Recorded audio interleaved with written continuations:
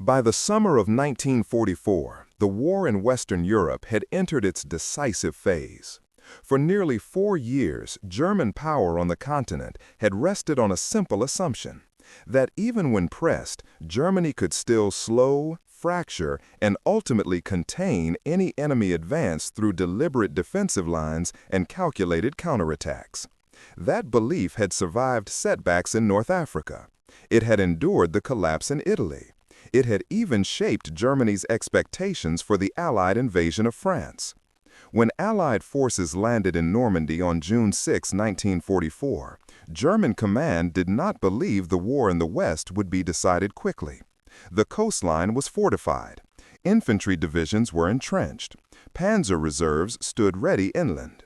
The terrain of Normandy, its hedgerows, sunken roads, and narrow lanes, was expected to slow any breakout long enough for counterattacks to grind the invasion force into attrition. For several weeks, that expectation seemed justified. American and British forces struggled through a maze of natural defenses. Progress was measured in fields, not kilometers. German units fought desperately from positions that forced Allied armor and infantry into close-quarter battles. Tank ambushes, hidden anti-tank guns, and sudden counterattacks inflicted heavy losses. From German headquarters, the front appeared brutal but contained. Yet beneath the surface, the balance was already shifting. The Allies were not fighting for containment. They were fighting for rupture. American forces in particular absorbed the lessons of each engagement at remarkable speed. Combined arms tactics improved daily. Engineers learned to breach hedgerows.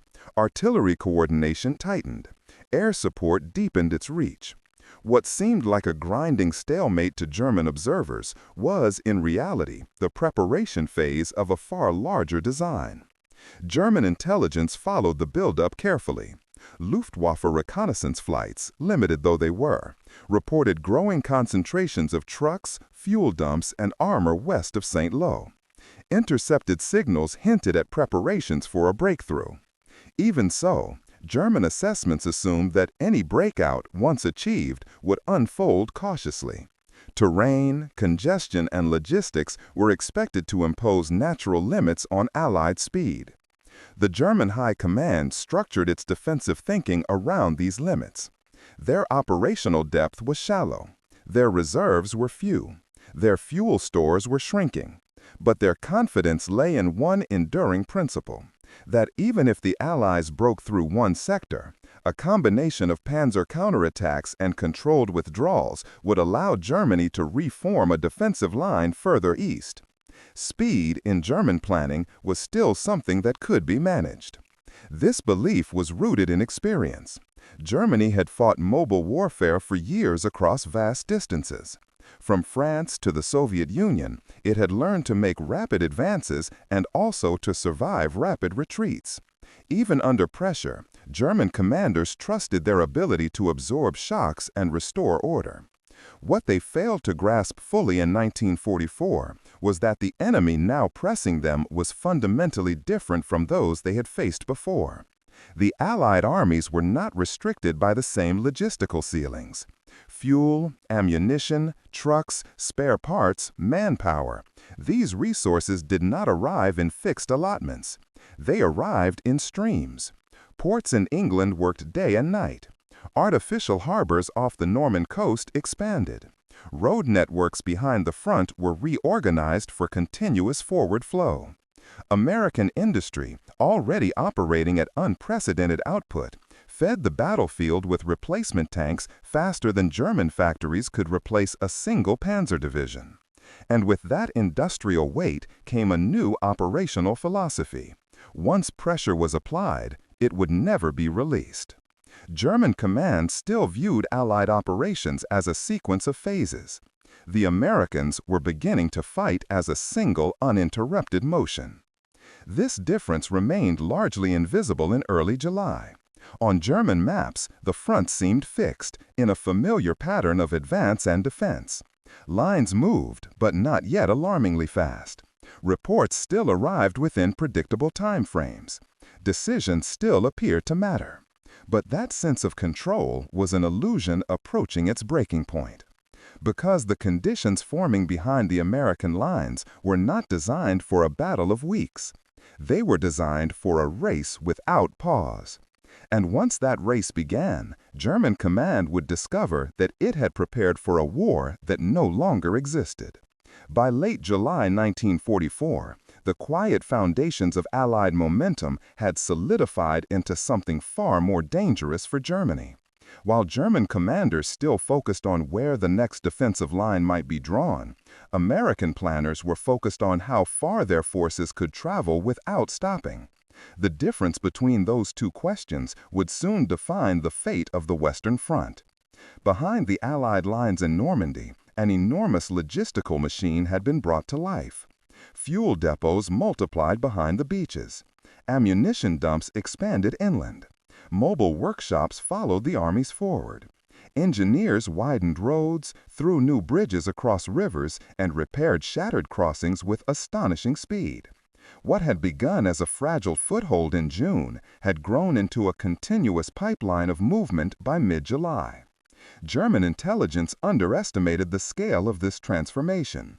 They continued to view American power primarily through the lens of battlefield performance, how well U.S. infantry fought in the hedgerows, how Sherman tanks compared technically to Panthers and Tigers. But the true source of Allied strength was not concentrated at the front.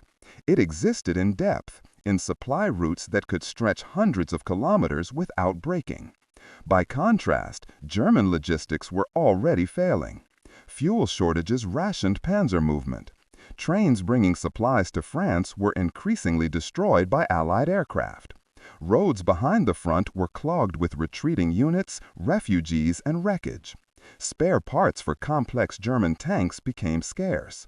When a Panther broke down, it often remained where it stopped. When an American tank broke down, it was towed away and replaced. The structural imbalance grew with each passing week. Then came the air war. By the summer of 1944, the Luftwaffe could no longer contest Allied control of the skies in any meaningful way over Western France. American and British fighter bombers ranged freely along roads, rail lines, and bridges. German daylight movement became a gamble. Every fuel convoy risked annihilation before it reached its destination. Every attempted redeployment invited air attack. This meant something crucial for the coming battle. German counterattacks could not move freely. American advances could. The German High Command still believed that once the Allies broke out of the hedgerows, they would need time to reorganize their front. Fuel consumption would spike. Communication lines would stretch. Traffic would choke the roads. This pause, so familiar from earlier campaigns, was expected to be the moment when German panzer divisions would strike back and restore balance. But the pause never came. American doctrine had evolved beyond that rhythm. Divisions trained to leap forward. Engineers repaired bridges. Military police units directed columns with clockwork efficiency. Fuel trucks remained attached to armored spearheads instead of waiting behind them. Every delay that once slowed an army had been anticipated and mitigated. Speed was no longer a phase of the operation. Speed had become the operation. German commanders sensed the danger in fragments. Reports mentioned U.S. units advancing deeper than expected. Intercepted messages hinted at Patton's staff rehearsing large-scale armored exploitation. Reconnaissance photographs showed roads choked not with German armor, but with American trucks and tanks pushing east. Yet even now, German thinking remained anchored to familiar limits. They asked, how far could the Americans go before they had to stop? They didn't yet ask the more dangerous question, what if they never stopped at all? This gap between expectation and reality widened with each passing day. German commanders still believed they were preparing for a new phase of the Normandy battle. The Americans were preparing to leave Normandy behind entirely. On paper, German defenses still existed. Infantry divisions remained positioned along fallback lines. Panzer reserves were earmarked for counterattack. Orders were written. Maps were updated. The structure of war still seemed intact. But the pressure building behind the American front was no longer contained by that structure. What German command was facing, though it had not yet fully realized it, was not a breakthrough in the traditional sense. It was the beginning of a continuous advance without reset. And once that reality emerged on the battlefield, the question of whether the Allies would stop after Normandy would no longer be theoretical. It would be answered in motion. Angle 1. The command perspective. When German leaders realized this was no longer containment. Inside German headquarters in early August 1944, fear did not arrive suddenly. It accumulated through a growing mismatch between maps and reality. For weeks after D-Day, German generals had viewed Normandy as a grinding defensive battle, difficult but containable. Losses were expected. Angle 2. The industrial engine. Why Allied momentum could not be exhausted. Behind the Allied advance stood something German planners had never confronted at full scale before: a logistical and industrial machine that operated without meaningful interruption. Tanks, trucks, fuel, ammunition, spare parts, food, and manpower flowed toward the front as a continuous river rather than in measured deliveries. American armored units were designed not just to advance, but to remain advance-capable. Each division moved with its own mobile repair teams, fuel distribution networks, and replacement pipelines. Damage did not mean downtime. Loss did not mean exhaustion. It meant rotation. By contrast, German formations in France existed at the edge of material depletion. Panthers and Tigers required specialized maintenance. Even minor mechanical failures could remove them from the battle permanently.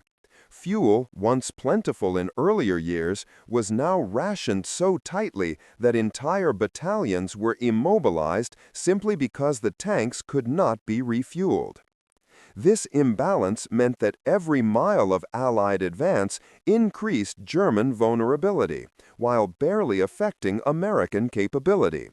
When the Allies pushed east, their supply lines shortened. When Germany retreated, its supply lines stretched and fragmented. Air power multiplied this effect. With Allied aircraft dominating the skies, German resupply became a daylight impossibility. Trains were wrecked, convoys were scattered, bridges were destroyed faster than they could be repaired. Meanwhile, Allied logistics operated under constant air cover.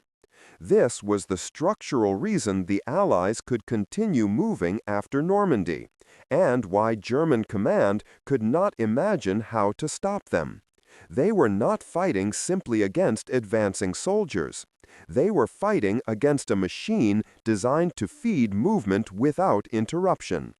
And machines built for continuous flow do not pause just because a defensive line appears on a map. Angle 3. The tactical reality. What happened when the battlefield stopped being linear? For German field commanders, the Allied decision not to stop after Normandy transformed the very nature of the battlefield. Traditional fronts dissolved. Engagements no longer occurred along stable lines, but around crossroads, bridges, towns, and road networks seized in rapid succession. American armored spearheads did not wait for the slow clearing of each pocket of resistance. They bypassed, they isolated, they moved on. German infantry units often remained in fighting positions long after the front had already passed around them. This created a form of battlefield dislocation that German doctrine was not built to manage. Divisions lost contact with neighboring units. Communications fractured. Rear echelon supply units suddenly found themselves on the front. Officers issued orders to formations that no longer existed as coherent forces. The result was not only retreat, but fragmentation. German counterattacks, even when skillfully planned, arrived too late to strike meaningful concentrations. American columns had already moved beyond the intended impact zones. Tanks seized bridges before engineers could destroy them. Key junctions fell before defensive fire could be organized. The battlefield ceased to behave like a sequence of planned engagements. It became a competition of movement, where the faster side dictated the terms of contact and the slower side thought in permanent reaction. For German commanders on the ground, this was the moment the war ceased to resemble anything they had trained for. Maneuver did not create opportunity. It created confusion. And confusion, under constant pressure, spread faster than orders ever could. Angle 4. Leadership under collapse, when German command lost its grip on events. By mid-August 1944, the German High Command faced a crisis not only of territory, but of control. The chain of command that had once orchestrated lightning campaigns across Europe now struggled to impose coherence on a rapidly dissolving front. Orders traveled slower than events. Decisions arrived after their relevance had expired. Field marshals and army commanders issued withdrawal directives only to learn that entire divisions had already fallen back in uncontrolled movements.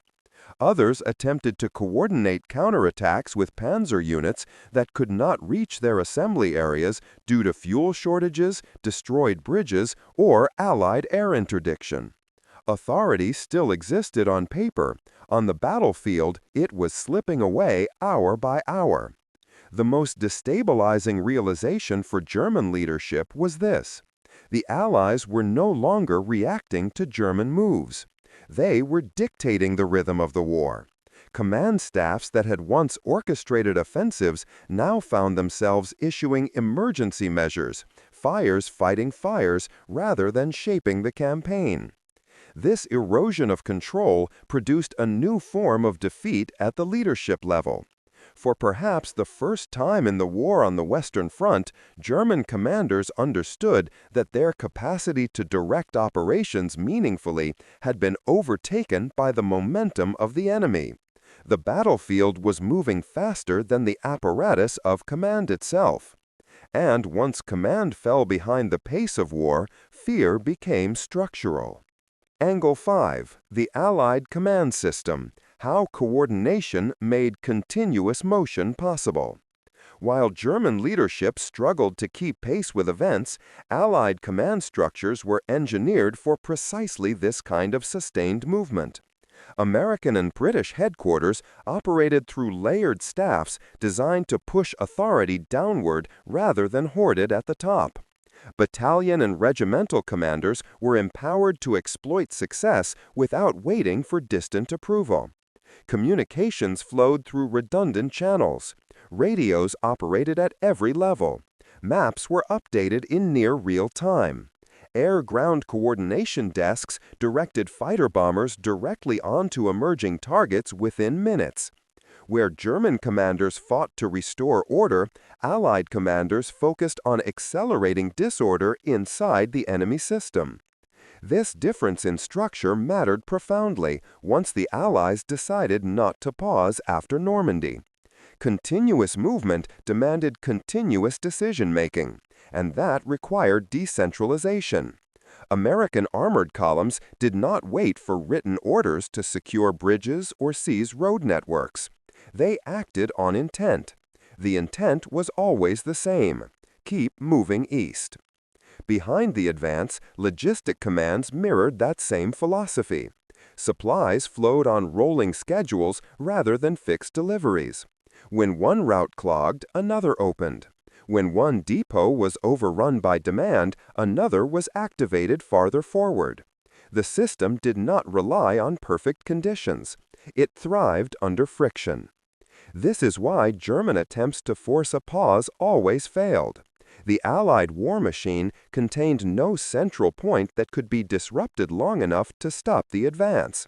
It was designed to absorb disruption and continue forward motion regardless. To German commanders watching from collapsed headquarters and overrun road hubs, this coordination appeared almost incomprehensible. The enemy did not simply advance. It reorganized in motion. And motion, once uninterrupted, became unstoppable. Angle 6, the moral dimension, when the war's psychological balance shifted permanently. For soldiers on both sides, the realization that the Allies would not stop after Normandy carried enormous psychological weight. For German troops, retreat was no longer a strategic maneuver. It was a constant condition of survival. Every withdrawal blurred into the next. Every stand felt temporary. Morale, once sustained by the belief that a new defensive line would always appear ahead, began to erode. Soldiers no longer spoke primarily about holding ground. They spoke about reaching the next river, the next forest, the next town, anything that might offer a moment of rest. The sense of fighting a contained battle gave way to the sense of being pursued. For Allied soldiers, the opposite transformation took place. Momentum fed confidence, confidence fed speed. Each successful advance reinforced the belief that the war had crossed a threshold from struggle into inevitability. Units still suffered casualties, tanks still burned, but the psychological center of gravity had shifted. This was no longer a contest of whether the Allies could break through. It had become a question of how far they could go. In this moral realignment, German command lost the last of its conceptual defenses. No new plan could restore the belief that Normandy was merely one phase of a larger campaign to be negotiated. It had become instead the opening chapter of a continuous. Americans accelerated. The Germans called it a withdrawal.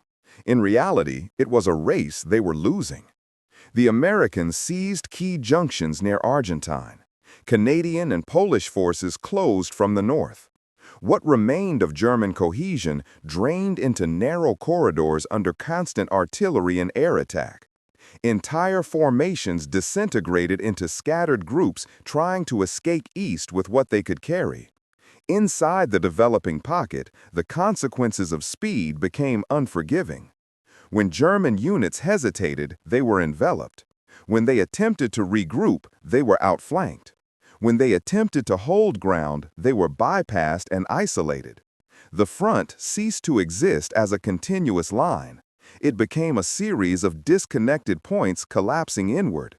German command's last hope lay in slowing the Americans long enough to reopen escape routes.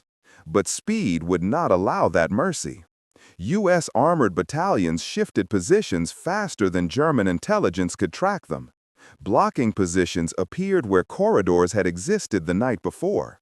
Every map update trailed the battlefield by hours. By the time orders arrived at frontline units, the conditions those orders referred to had already vanished.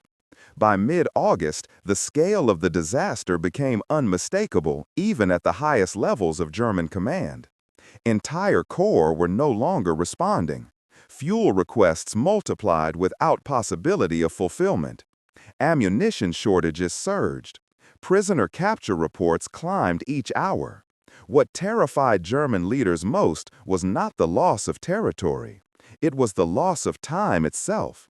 They were no longer fighting an enemy they could outrun with planning or counter with maneuver. They were fighting an advance that converted every pause into defeat. Every hesitation became an encirclement. Every delay became irreversible loss. And as the encirclement tightened and the escape corridors narrowed to nothing, the realization became unavoidable. The Allies had crossed from breakthrough into annihilation. What remained now was not the question of whether German command could halt the advance. It was whether anything could escape it. August 18 to 21, 1944. The Falaise Gap, northern France. What remained of German command now faced the consequence of a war that no longer paused. Inside the narrowing corridors east of Falaise, entire German formations were trapped between converging Allied forces. The advance that had once been measured now became compression. Roads that had carried retreat became funnels of catastrophe. American armor arrived at blocking positions before German columns could clear them. Canadian and Polish units pushed down from the north, with artillery hammering every exit route. From the air, Allied aircraft struck with near-total freedom. Columns of vehicles burned along the roads. Abandoned tanks stood silent on the shoulders of fields. Horse-drawn wagons mixed with shattered trucks in a retreat that had lost all order. German units attempted to break out in fragments. Infantry moved at night. Tanks crept forward on borrowed fuel. Engineers tried to clear debris under fire to reopen clogged crossings. But each attempt collided with the same reality. The Allies had already repositioned. Speed had become encirclement. American armored battalions maneuvered laterally as easily as they advanced forward. When a corridor opened under pressure, U.S. tanks shifted to seal it within hours. German officers ordered movements only to find that American units had already arrived at the destinations those orders referenced. Escape routes existed only briefly. Then they vanished. Inside the pocket, command disintegrated under the weight of impossibility. Communications failed. Radios were abandoned for lack of power. Staff officers attempted to issue instructions through runners who never returned. Units that once measured strength in battalions now counted survivors by the dozens. The terrain itself became an enemy. Narrow farm roads trapped vehicles under artillery fire. River crossings turned into kill zones when bridges fell intact into Allied hands. Columns that tried to disperse off-road bogged down in fields and hedgerows where tanks couldn't maneuver, and infantry had nowhere to conceal movement. American and Allied units advancing from multiple directions encountered staggering scenes. Piles of wreckage choked roadways for kilometers. German tanks stood empty, disabled not by enemy fire, but by the absence of fuel. Artillery pieces were abandoned in ditches after ammunition ran out. Thousands of German soldiers emerged from the smoke with hands raised, exhausted and stunned by the speed of their own collapse. By August 21, the remaining German corridor between Falaise and Chamboise closed completely. The pocket sealed. What escaped did so without cohesion, without heavy weapons, and often without command structure. Those captured numbered in the tens of thousands. Those killed lay among the twisted metal of a retreat that had turned into annihilation. For German command, the meaning of this moment was unmistakable. This was not a local defeat. It was the destruction of the last operational army Germany possessed in the West. The formations that had been tasked with halting the Allies after Normandy ceased to exist as a coherent force. What survived was no longer capable of restoring a front. More devastating still was what this moment revealed about the nature of the war now unfolding. The Allies had not simply outmaneuvered German defenses. They had erased the time needed to recover from maneuver itself. Every plan depended on the assumption that after a crisis came a pause. That pause never arrived. The day German command had feared quietly since late July had now occurred openly and irreversible. The Allies would not stop after Normandy. The collapse at Falaise proved that the transition had already taken place. From campaign to pursuit, from defense to flight, from resistance to rupture. Beyond the pocket lay the Seine. Beyond the Seine lay Paris. Beyond Paris lay the German frontier itself. And the advance showed no sign of slowing. For the German High Command, the battlefield had transformed into a force of its own, a moving tide that stripped away every remaining illusion of control. The Western Front was no longer something to be stabilized. It had become something to be survived. And survival would now be measured not in months, but in how far the retreat could outrun the momentum bearing down upon it. The closing of the Falaise Pocket did not end the war in Western Europe. It ended the German army's ability to control it. What emerged from the wreckage east of Falaise was no longer an organized defensive force capable of shaping events. It was a retreating mass struggling to escape the consequences of a momentum it could neither match nor halt. In the days following the encirclement, American armored divisions pushed relentlessly toward the Seine River. German units attempted to regroup along defensive lines that had existed only on paper. Bridges were prepared for demolition. Rear guards were organized to slow the crossing. Yet once again, speed defeated preparation. American reconnaissance elements reached river crossings faster than German engineers could destroy them. When bridges were blown, U.S. engineers threw temporary spans across the water within hours. Sherman tanks rolled across improvised crossings while artillery laid down suppressive fire on the far bank. German rearguards withdrew under pressure that never relented. By late August, the German retreat across northern France had become a continuous flight. Infantry marched eastward exhausted and under constant threat from the air. Vehicles that ran out of fuel were pushed aside and abandoned. Supply columns disintegrated before they reached their destinations. The German army no longer moved as divisions, it moved as fragments. Inside German headquarters, a grim recalculation began. The question was no longer how to halt the Allies in France. It was how many forces could be saved to defend Germany itself. Orders arrived directing surviving units to fall back toward the Rhine. The Western Front was no longer a territorial defense. It became a delaying operation measured only in time gained. Meanwhile, Allied forces advanced with astonishing speed. In less than 3 weeks after the closing of Falaise, American units reached the outskirts of Paris. Resistance inside the city intensified. Uprisings broke out. When Allied troops entered on August 25, 1944, they found a capital already shaking off 4 years of occupation. The liberation of Paris became a symbol of something far deeper than a single city. It marked the visible confirmation that German command authority in France had collapsed. Yet even after Paris, the advance did not pause. American armored spearheads continued eastward toward Belgium and the German border. Fuel shortages briefly slowed some formations, but new supply pipelines were already being pushed forward across liberated territory. Convoys followed the advance almost without interruption. The pause German command had once expected still failed to appear. For German generals, the emotional impact of this phase was devastating. Their